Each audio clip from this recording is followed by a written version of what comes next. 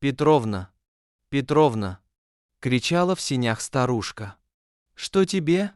Что разоралась?» — спросила Петровна, выглядывая из двери. «Не найдется полведерочка водички? Чайку бы хоть попить?» — спросила гостья, переворачивая пустое ведро. «А что, нынче в колодце кончилось?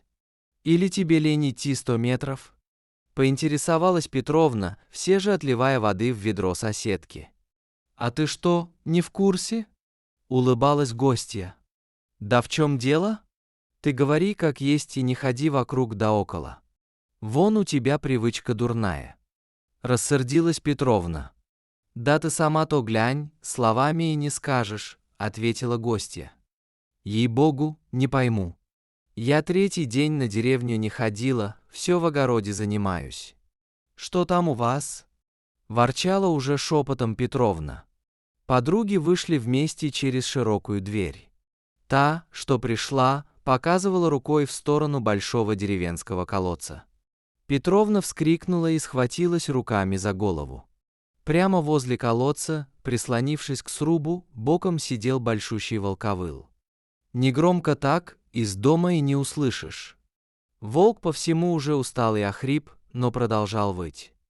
Вокруг стоял народ, никто не понимал, что происходит. 3-й день к ряду волк не давал набрать воды деревенским и только выл. Никто не решался подойти или прогнать серого хищника. «Откуда он тут взялся? Я здесь волков аж с детства не видела», — спросила Петровна.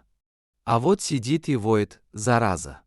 «Двоим не кажется», — сказала подруга.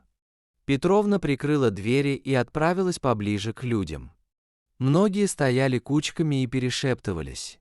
Они решали, что делать с волком. Не померять же всем от жажды. Ну и новый колодец тоже не рыть. Ситуация была более чем странная. В здешних лесах действительно давным-давно не водились волки. С тех пор, как построили железную дорогу, во время строительства стая эмигрировала по ту сторону, подальше от шума. Когда строительство закончили и пустили поезда, им было уже не вернуться из-за оградительных сооружений. Однако было также неясно, что делал серый хищник в деревне у колодца. Он не выглядел больным или старым, лапы у него были целые. Он просто сидел и выл. Выл уже до хрипоты.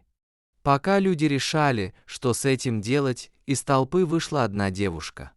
В деревне все ее знают. Надька была с детства смелее других. Всегда боролась за правду и ничего не боялась. Спасала всех подряд, от котов до собак. Боевая была девица. Вся деревня помнит, как сорвался с цепи один здоровенный кобель у фермера. Все его боялись.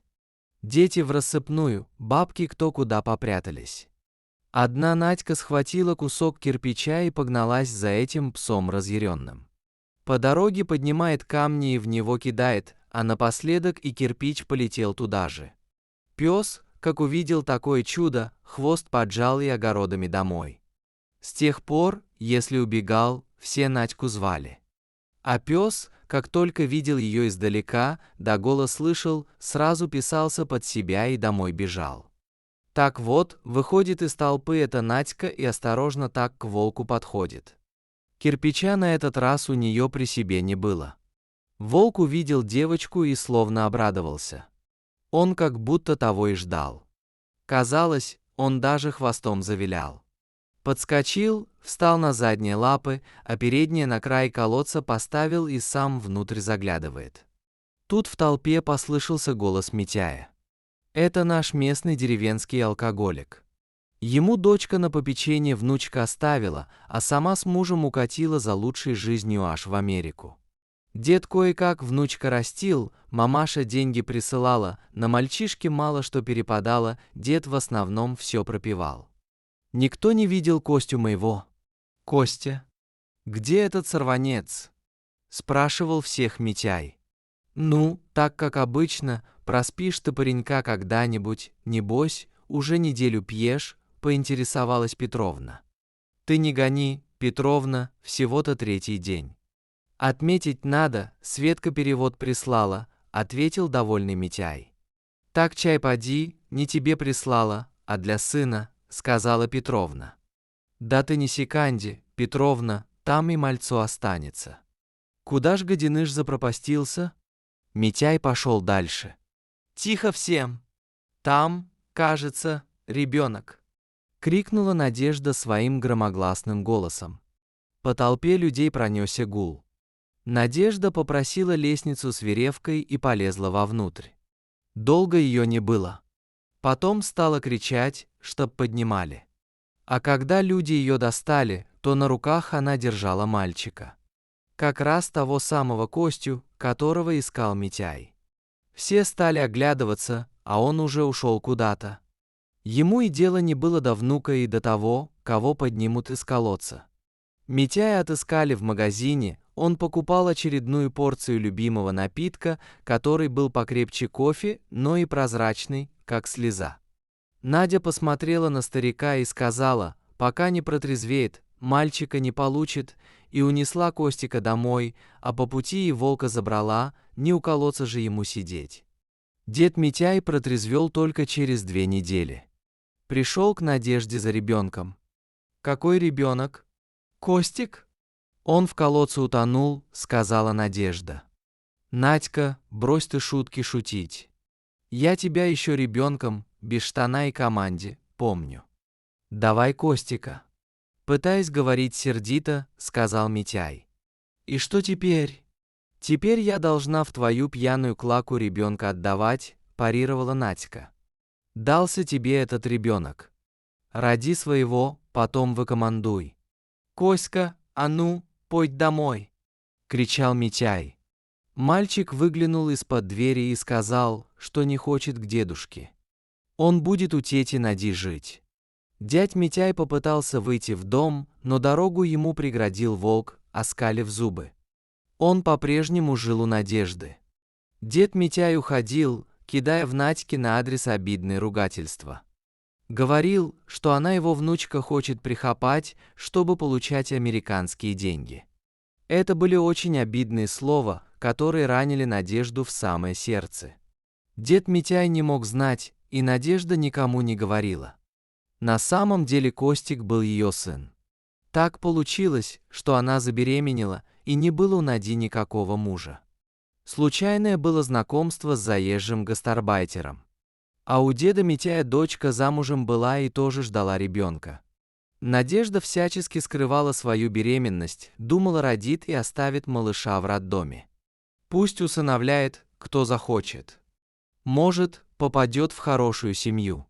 Да так получилось, что попала она в одну палату с дочкой дяди Митяя. И надо же такому случиться, что у той ребенок умер. Тоже мальчик был, но почему-то остановилось сердце. Он просто ночью перестал дышать. Тут-то она и стала приставать к Надежде, чтобы та отдала ей своего ребенка. Надя подумала и решила, может, так и будет лучше. Парень в семье будет расти, при матери, при отце, да и сможет отслеживать судьбу своего ребенка. На то мы порешили, и обе хранили тайну друг друга. Вот почему дочка Митяя так легко оставила ребенка на попечение отцу, когда они с мужем в Америку поехали. Во-первых, у нее к нему и чувств особых не было, а во-вторых, знала, что родная мать под боком уж приглядит, если что. Случай с колодцем побудил Надежду действовать. Она твердо решила вернуть своего сына себе. Мальчишка чудом выжил в колодце 3 дня. Слава Богу, что не утонул. И слава Богу, что вода вокруг была, которую он пил. Волк из леса услышал, видимо, что мальчик тихо плачет в колодце. Слух у диких животных чуткий. Куда лучше, чем у людей и у домашних собак. Волк прибежал из леса на тихий плач ребенка. Но он ничем не мог помочь и никак не мог достать его. Он просто стал привлекать внимание людей, так как умел. Он выл. А люди боялись близко подойти, пока кто-то не сообразил позвать Надежду. Она уж точно не забоится. Откуда взялся волк и что за провидение привело его в наши края, так и осталось тайной. Но иногда есть вещи, которые лучше и не знать. Теперь он так и жил у Надьки с Костиком. «Петровна!» Снова раздался знакомый голос подруги в сенях дома Петровна. «Ну, заходи, открыто. Что стряслось-то? Снова, что ли, волк? Или опять в колодец кто упал?» Спросила Петровна подругу. «Ой, да ни то, ни другое, слыхала. Костик то не внук Митяя и не дочки его сын», выпалила запахавшаяся соседка.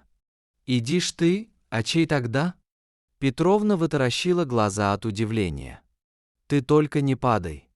Это Надькин сын нашей деревенской Надьки». Еле сдерживала эмоции гостя. «Не может быть!» Петровна аж на стул присела. «Еще как может. Митяя дочка только что из Америки прислала документы для усыновления. Они там в Америке себе другое дитя народили, и Надькин мальчик им не нужен. А Надька-то молодец, будет обратно усыновлять. Вот только Митяя жалко». Сетовала подруга. «А что с Митяем?» Не поняла Петровна. «Снова пьет», сказала подруга. Вот такая история.